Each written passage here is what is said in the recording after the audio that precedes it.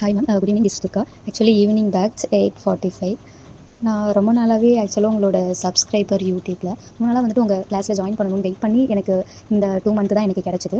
அதுவே நான் ரொம்ப யோசிச்சு தான் ஜாயின் பண்ணேன். ஏன்னா நான் இதுக்கு முன்னாடி ஆன்லைனில் எந்த ஒரு கிளாஸஸும் பெய்ட் பண்ணி பண்ணதில்லை. ஏன்னா எனக்கு அந்தளவுக்கு ட்ரஸ்ட் கிடையாது. இன்னும் தெரியல, உங்கள் சேனல்ஸ் மட்டும் தான் எனக்கு ஃபஸ்ட் டைம் ட்ரஸ்ட் வந்து நான் ஜாயின் பண்ண ஒரே ஒரு கிளாஸ்னால் அது உங்கள் கிளாஸ் மட்டும் தான் இப்போ வரைக்குமே. எனக்கு ஜாயின் பண்ணதுலேருந்து ஒரு கான்ஃபிடன்ஸ் இருந்து உங்கள் கிளாஸ் வந்து வீடியோஸே யூடியூப்பில் நல்லா ஒரு கிளியராக இருந்துச்சு, அண்டர்ஸ்டாண்ட் பண்ண முடிஞ்சுது. ஓரளவுக்கு ஒரு சில விஷயங்கள்லாம் அண்டர்ஸ்டாண்ட் ஆகும்போது சரி ஓகே உங்கள் கிளாஸ் போனால் நம்மளால் கான்ஃபிடென்ட்டாக பேச முடியும் அப்படின்ற ஒரு ஹோப் வந்துச்சு.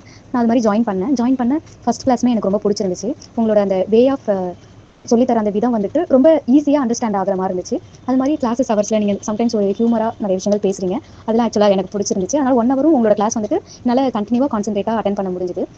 இதுக்கு முன்னாடி எனக்கு சுத்தமாக பேசிக்ஸ் அந்த அளவுக்கு தெரியாது. உங்கள் கிளாஸ் அட்டன் பண்ண முடிஞ்சதுக்கப்புறம் என்னால் இப்போ பேச முடியுது. அண்டர்ஸ்டாண்ட் ஒரு சில விஷயங்கள்லாம் சுத்தமாக அண்டர்ஸ்டாண்டே பண்ண முடியாது ஹிந்தியில் பேசுகிறவங்களுக்கு. ஆனால் இப்போ என்னால் அந்த அண்டர்ஸ்டாண்டிங்லாம் வந்துட்டு நல்லா லிசன் பண்ணுறதுனால நல்லா புரிஞ்சுக்க முடியுது. ஸோ இப்போ நான் ஒரு நார்த்தில் என்னை விட்டுட்டா கூட அங்கேருந்து பேசி வெளில வர அளவுக்கு என்னால் பேச முடியுதுன்னா அது கண்டிப்பாக உங்களோட வே ஆஃப் டீச்சிங் தான் மேம். Thank you so much.